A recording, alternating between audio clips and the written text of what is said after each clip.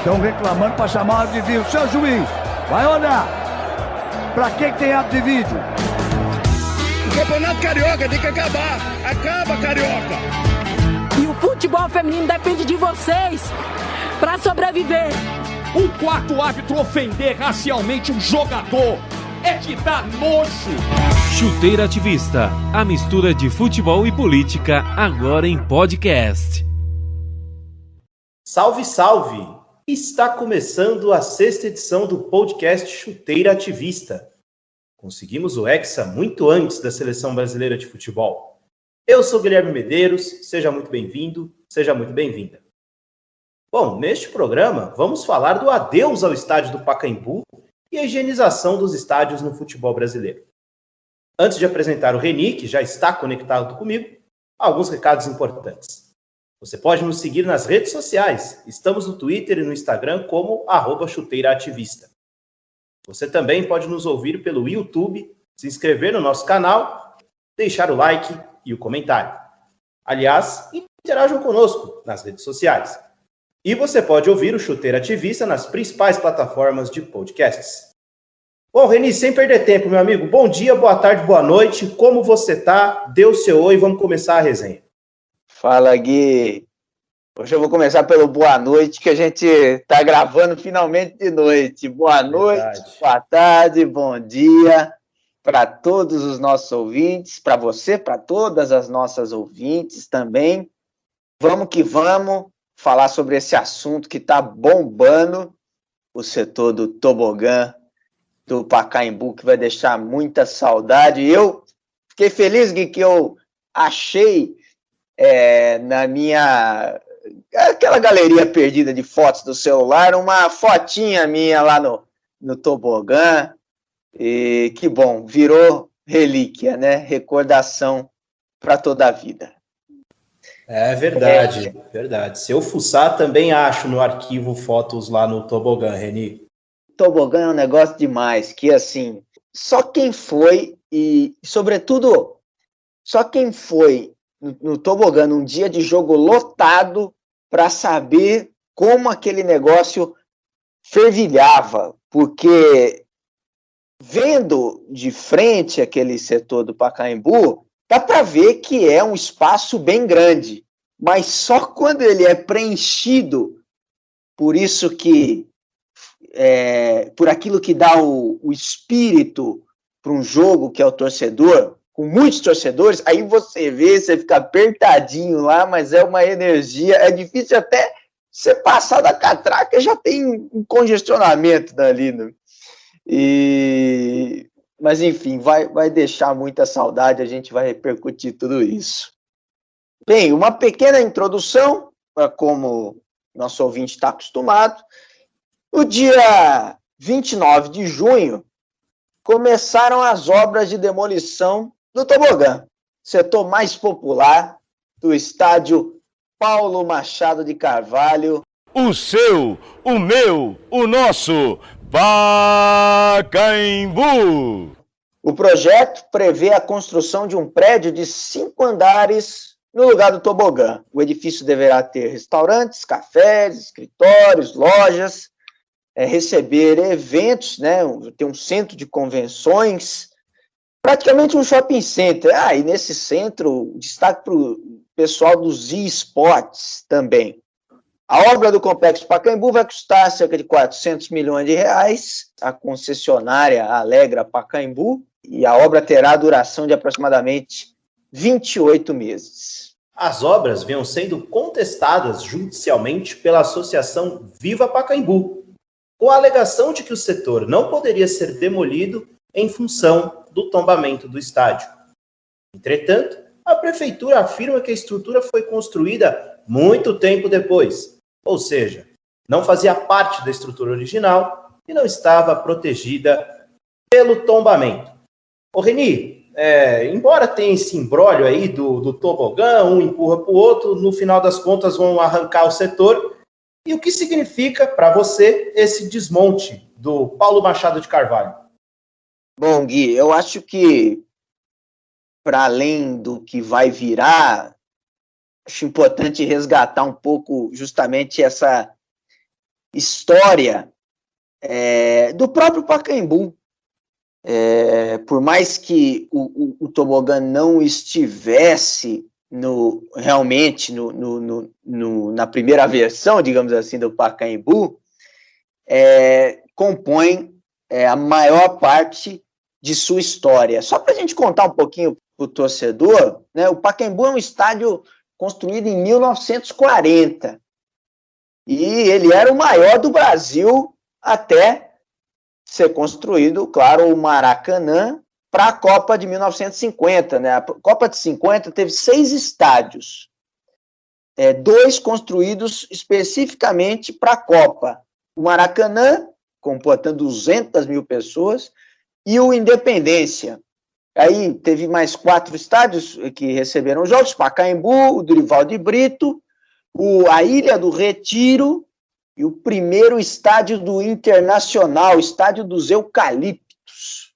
Então, olha a história do Pacaembu, já presente na Copa de 1950. Só que esse início do Pacaembu, na parte que era o tobogã, existia a famosa concha acústica, né? Uma construção belíssima, que depois foi demolida, né? No final dos anos 60, começo dos 70, para abrigar o tobogã num processo de ampliação do estádio, né? Só que eu acho uma sacanagem você se desfazer de uma estrutura de 50 anos, parece que é aquela coisa de achar a brecha justamente para concessão, né?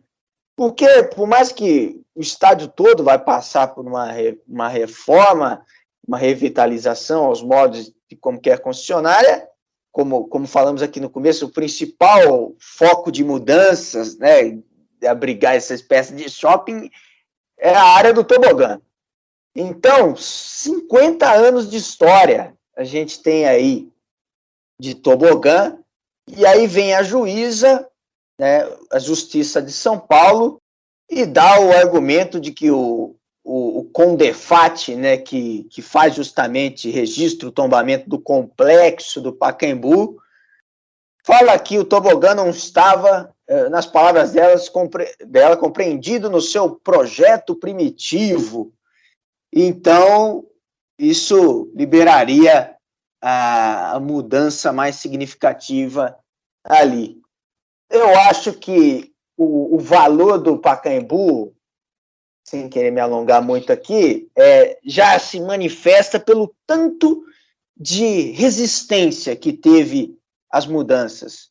Porque antes um juiz tinha impedido essa reforma, demolir o tobogã. Aí uma decisão, um recurso, né, uma decisão de uma instância superior deu ganho de causa para a concessionária, 35 anos, né, de concessão, e aí deu-se o começo das reformas, e como a gente bem apontou no começo, também a associação de moradores ali questionando muito. Pois é, Reni, você usou a palavra perfeita, sacanagem, né? É uma sacanagem que o poder público está fazendo com o Pacaembu, que nada mais é do que um projeto de esvaziamento do lugar, né? Não adianta, cara, o Pacaembu tem sim atividades esportivas, é completamente viável para o poder público poder bancá-lo, mas é mais fácil sucatear e entregar, né, para esse nome bonito, né, concessão, nada mais é do que privatizar, do que entregar para outros. E, Reni, você também chamou a atenção para a memória, né? Pô, você vai acabar com a memória de torcedores que estiveram nesse setor. Quantos torcedores de Santos, Corinthians, Palmeiras, do São Paulo não têm memórias afetivas e históricas no tobogã? Quantos torcedores não viram, né? O Corinthians, que recentemente completou aí 9 anos da primeira conquista da Libertadores. Quantos não estiveram, né, Reni, ali atrás daquele gol onde saíram os 2 tentos do Emerson Sheik do título? Os torcedores do Santos que estiveram no Pacaembu há 10 anos para ver o tricampeonato daquele time histórico do Neymar. Então, você acaba com a memória e você vai despopularizar um espaço popular da cidade de São Paulo. O Pacaembu, ele é um lugar popular, tem o estádio, tem o Museu do Futebol, e você vai colocar um shopping center ali, vai começar a higienizar, a gente vai falar um pouco mais de higienização mais para frente, mas acho que futuramente, Reni, vai acabar deixando o Pacaembu com menos povão, sabe? Que vai ser aquele pessoal que vai no estádio único e exclusivamente para tirar a sua selfie enquanto a bola está rolando. E o Brasil, ele tem esse histórico de destruir os lugares históricos do esporte, e que bom que, por exemplo, o Complexo Ibirapuera, o pessoal lutou. Confesso que nem sei como está atualmente a situação, Reni, você pode me interromper e falar como está, mas é triste ver que também querem acabar com o Complexo do Ibirapuera. E para fechar, o Pacaembu não será mais daquela frase histórica, né? Sejam bem-vindos ao Estádio Municipal Paulo Machado de Carvalho, o seu, o meu, o nosso Pacaembu. Tenho a impressão de que ele não será mais nosso, meu amigo. O que entristece é, de verdade, que quem mais dá valor, essas pessoas são as últimas a serem ouvidas, as mais impactadas emocionalmente e as últimas a serem ouvidas, né? E outra, você falou uma coisa importante. Os equipamentos de esporte em geral, não só os estádios, os complexos, em várias cidades, não só nas capitais, já costumam ser sucateados. Não à toa, vira e mexe, tem manifestações de esportistas profissionais defendendo esses espaços, né? Aliás, o programa olímpico brasileiro que não tem uma constância nunca, né? Se fez-se um esforço, porque a Olimpíada, a última, em 2016, foi no Rio de Janeiro, na nossa casa, tivemos recorde de medalhas por parte da nossa delegação, mas depois não houve continuidade, e isso parte não só de apoio, né, dos patrocinadores, mas também dos espaços para treino dentro do nosso próprio país, né?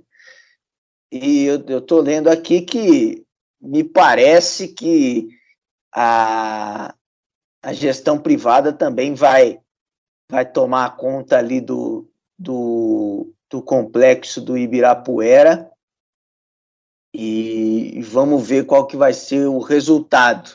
Mas no início das discussões era justamente essa, né? São Paulo precisa de mais um shopping, né? São Paulo precisa... São Paulo, a gente fala São Paulo aqui porque é nosso entorno, mas acho que várias outras cidades grandes, médias, grandes, precisam de mais áreas verdes, mais áreas de lazer, que privilegiam a nossa saúde, não é mesmo? Pois é, Reni. E em 28 meses, que deve ser o prazo que essa obra vai durar, até 28 meses esperamos, né? A gente já vai estar com a pandemia controlada, quem sabe a gente também já não consiga ir nos estádios de futebol, Reni. Eu vou te perguntar, mas aí eu vou responder primeiro, como vai ser para você ver esse Pacaembu depois, né? Quando a gente voltar e já ver o shopping center lá. Confesso que para mim, Reni, vai ser uma das experiências mais estranhas que eu vou ter na minha vida, porque o estádio do meu time de futebol não vai ser reformado, pelo menos não por hora, então ele estará lá intacto. Quando você faz aquele tour pelo Museu do Futebol, você vê um pedaço ali, o estádio completo, que é muito legal, e você olha de frente o tobogã, e você não vai ver mais ele, você vai ver um shopping center. Então, para mim, vai ser muito esquisito esse reencontro com o Pacaembu daqui a mais ou menos 28 meses. E para você? Vai ser estranho demais, Gui. Felizmente, só para pontuar aqui, para não deixar dúvidas, o museu ficará preservado, né? Ainda bem que seria o menos mais mal, né? Mas, só para explicar para quem não mora em São Paulo e nos ouve, né? A descida, a maior parte dos torcedores, né, uma grande parte, a não ser aqueles que moram mais nas proximidades ali, ou tem uma facilidade maior chegando ao Pacaembu usando ônibus, né, a maior parte dos torcedores vai de metrô, e o pessoal vai a pé e costuma descer aquela famosa, conhecida descidona até o Pacaembu, Maladeira. desloca o primeiro contato visual, ainda que fosse parcialmente coberto ali, era justamente com a área do tobogã, não é não? Exato, exatamente. Então, eu confesso que eu acho que quando eu finalizar esse trajeto do Ladeirão e ver uma estrutura semelhante a um shopping e tal, eu acho que eu vou até achar que errei o caminho. Eu também, Reni. Só que eu errei o caminho, né? Mas, enfim, vamos falar um pouco dessa higienização, já até te perguntando, como você vê esse processo de higienização dos estádios de futebol vistos sobretudo a partir da Copa de 2014 aqui no Brasil? Explicar um pouco o que essa tal de higienização, o que a gente está se referindo exatamente? Reni, antes até de falar sobre isso, eu fiz uma pesquisa breve enquanto você falava, mas claro, prestei muita atenção no que você falou. O Mineirinho, maior ginásio do nosso país, em Minas Gerais, também deve ser entregue à iniciativa privada. Então, falamos do Pacaembu, porque foi um exemplo que está na nossa cara e que nos traz ao paulistano e até para outros torcedores memórias muito afetivas. Então, para quem foi ao Mineirinho, também uma tristeza.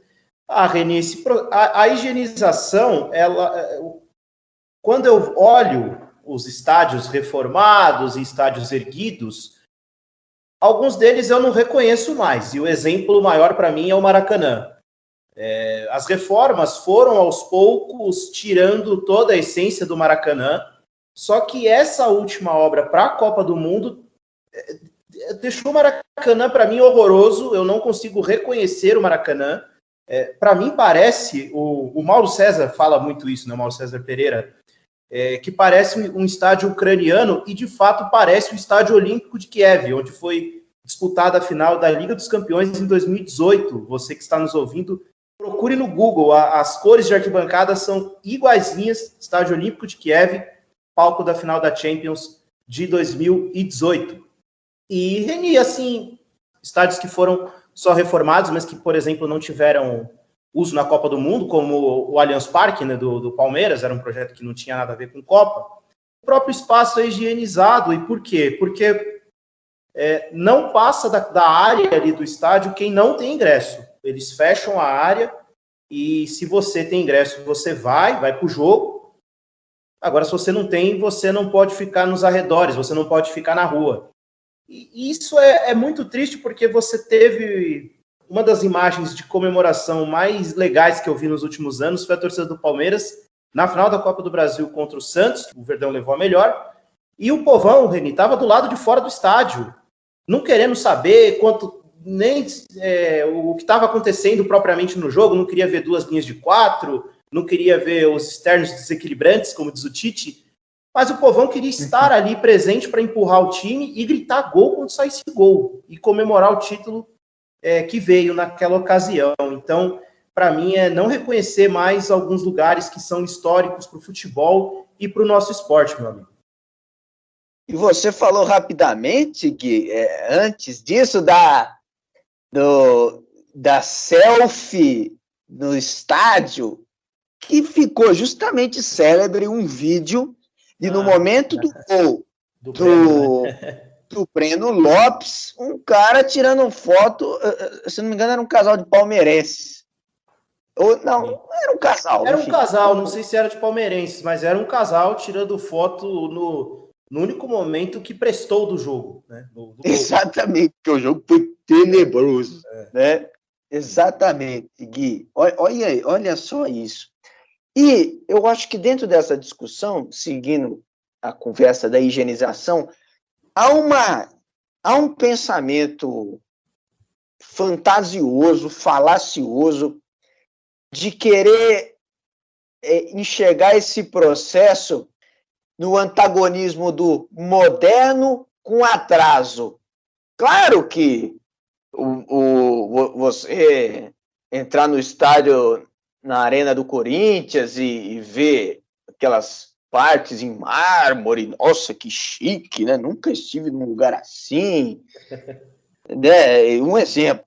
E o atraso seria o cimentão, justamente, né? As gerais do Maracanã, né? As famosas gerais do Maracanã, que acho que foi a parte mais sentida, né? A perda mais sentida pelos torcedores com a reforma para a Copa do Mundo.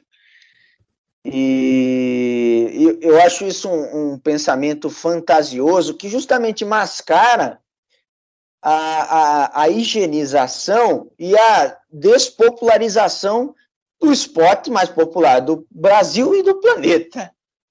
Porque, vem cá, Gui, para onde vai o autônomo que vende a sua pipoquinha durante o jogo de futebol, né? Para onde vai essa pessoa? Essa pessoa sumiu. Essa figura tão emblemática sumiu.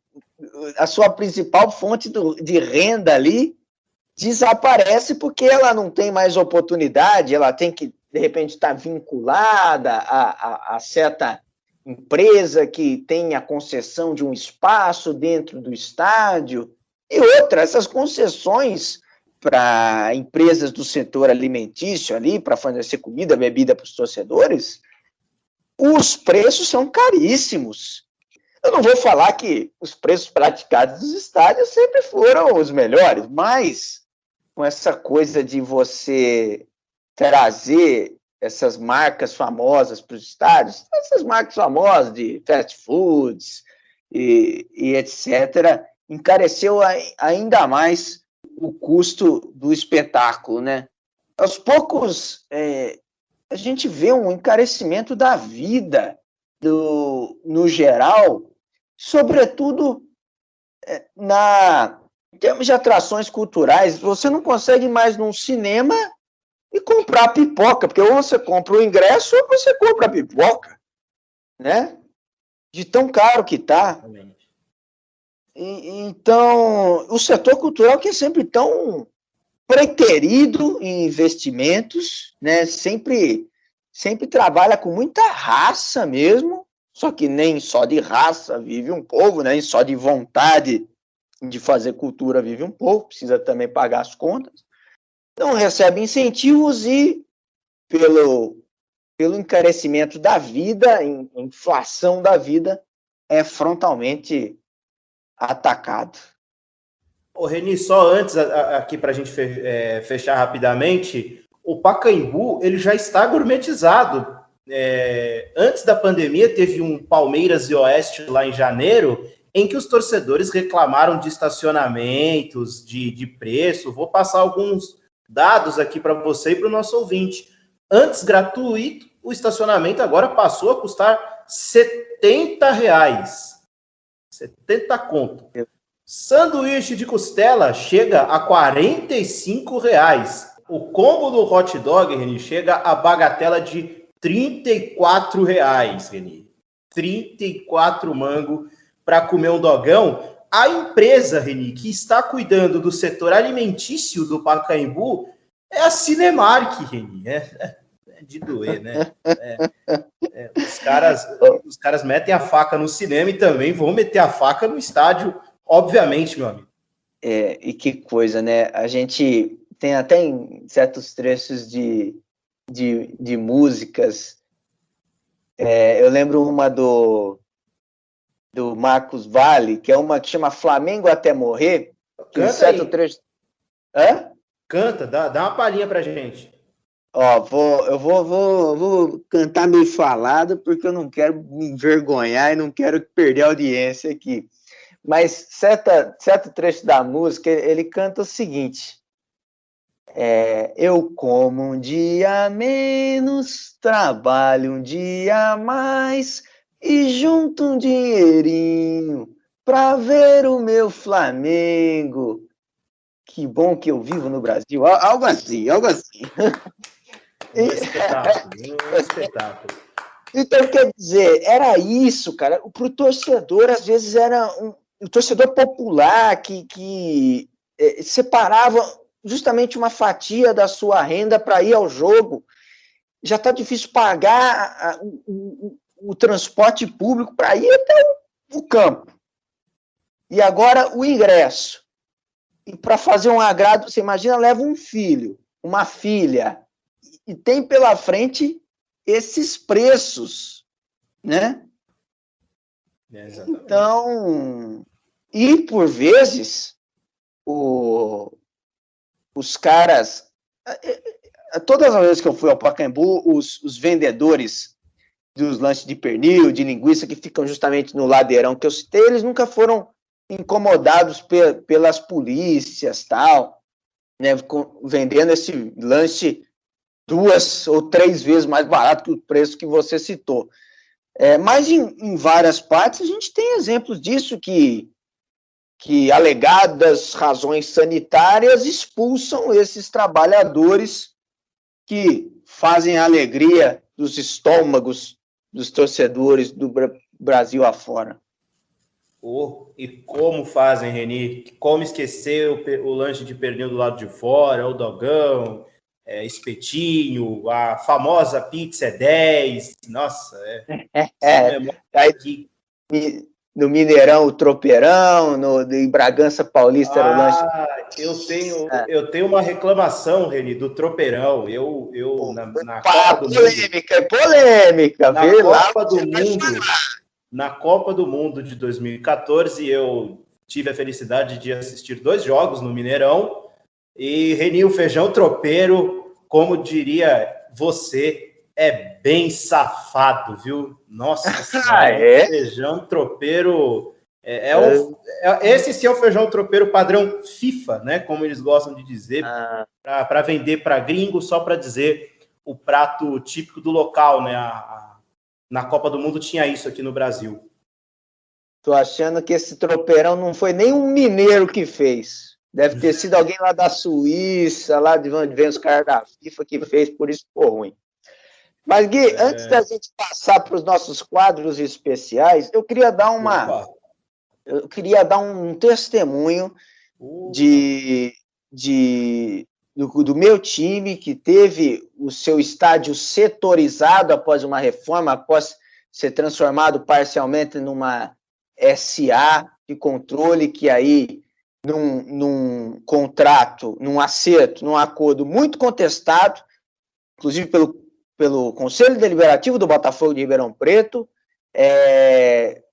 conseguiu o usufruto da área do estádio Santa Cruz, vulgo Arena Eurobike, que eu não vou falar esse nome nunca, é Estádio Santa Cruz, e para uso do espaço ali do estádio por determinado tempo. E aí fizeram as cadeiras lá, tal, encadeiraram, fizeram uma cobertura extra.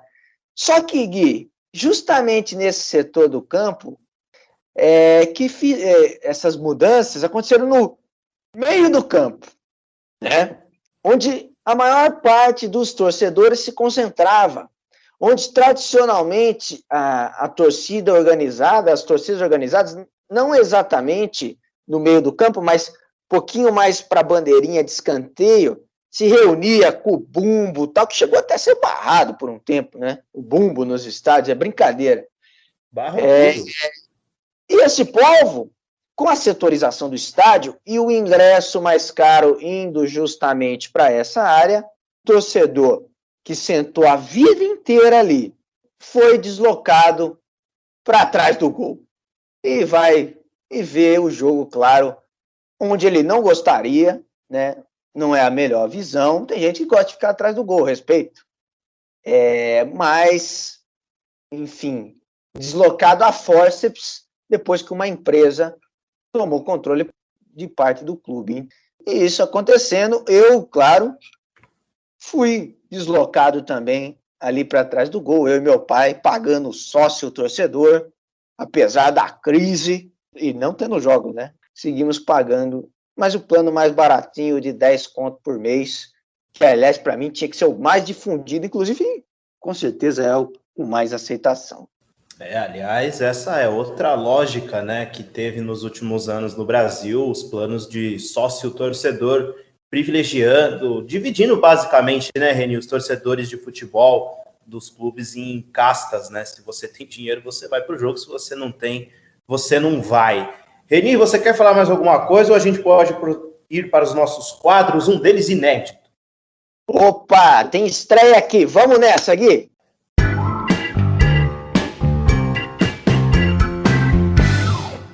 Olha, estamos gravando no dia 10 de julho, um sabadão à noite, aí já a final da Copa América. Reni, hoje é aniversário do Itabaiana, do Sergipe, completando 83 anos de história. Solta o hino, DJ. Somos Itabaiana, cidade celeiro, que vibra no esporte com o seu tremendão. Olha, Reni, decacampeão sergipano, o Itabaiana, atual líder do grupo A4 da Série D do Campeonato Brasileiro.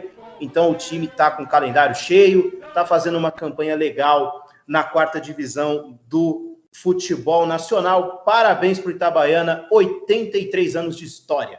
Parabéns, Itabaiana, e sucesso na Série D, que esse campeonato é difícil, hein? Olha, sobrevive e consegue subir. Só quem tem muito mérito, muito boa sorte aí pro Itabaiana.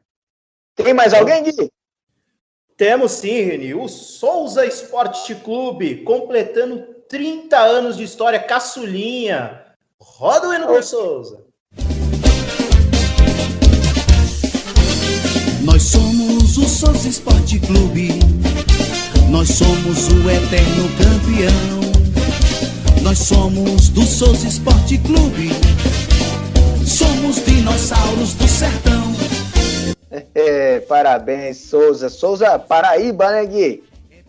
Paraíba, atual vice-campeão paraibano, perdeu a final para o Campinense, Reni. O clube conquistou 2 estaduais e, veja só, também está na Série D, viu? Parabéns pro Souza, Gui. Reni, vou só aqui completar o parabéns para o Souza, que tem como mascote um dinossauro. Olha que legal, hein? Um dinossauro. É o mascote do Souza, sensacional. Reni, vamos para o que você viu.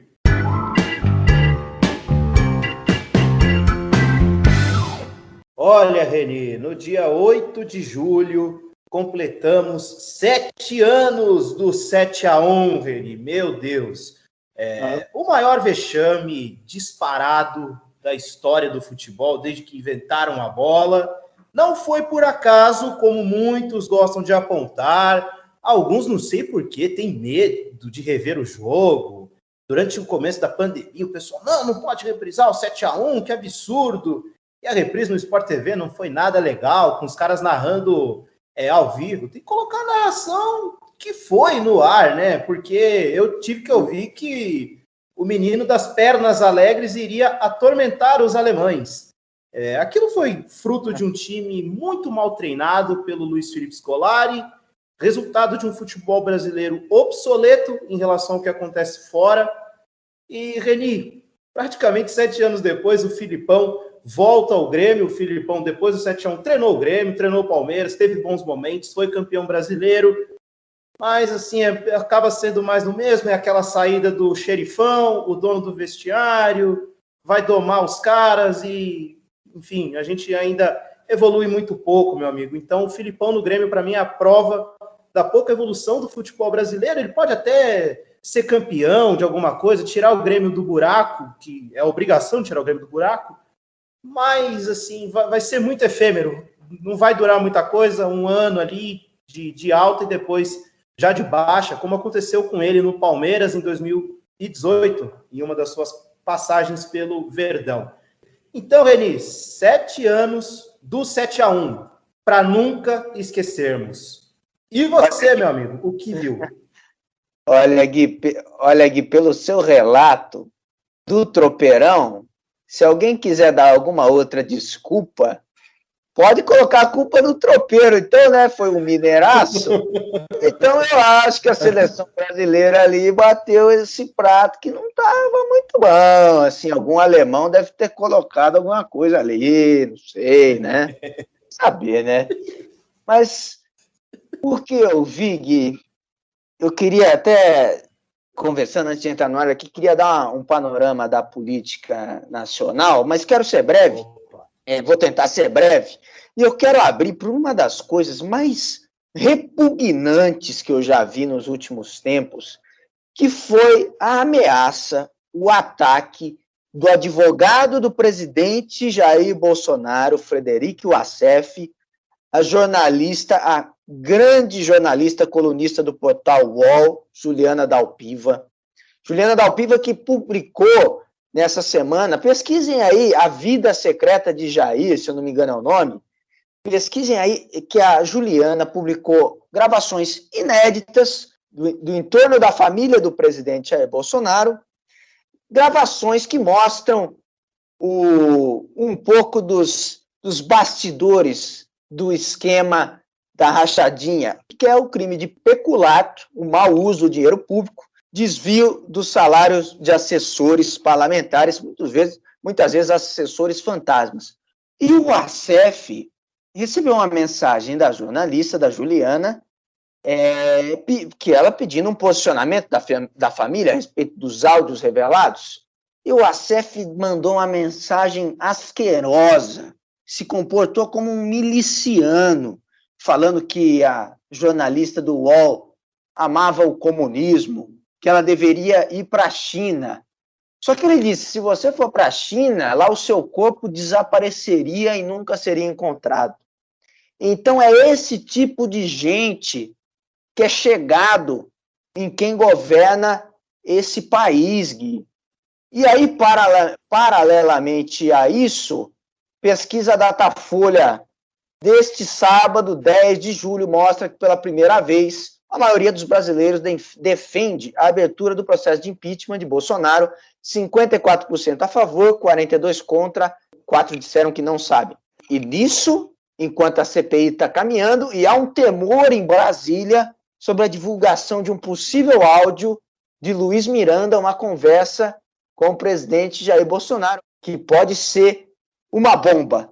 E aí, todos esses elementos, eu não poderia deixar de falar, por último, que a Justiça condenou o ex-PM Rony Lessa e mais algumas pessoas pelo crime de destruição de provas. Ele que é acusado de ser o assassino de Marielle Franco e Anderson Gomes, crime que mais de 1.200 dias depois, ainda a gente não sabe quem mandou matar. Enfim, Gui, era esse recado que eu tinha para dar. Eu acho que todo esse círculo mostra um pouco a lama que a gente está em meio a uma pandemia que já matou mais de 530 mil brasileiros.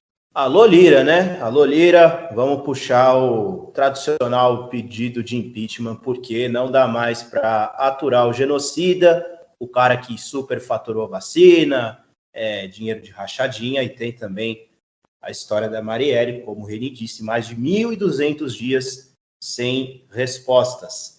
Reni, então, depois dessa, meu amigo, nós fechamos a 6ª edição do nosso podcast Chuteira Ativista. Foi um prazer estar com você. Chegamos a mais de um mês de programa. Vamos que vamos, meu amigo. Valeu, Gui. Obrigado para você que ouviu. Até a próxima. E impeachment já!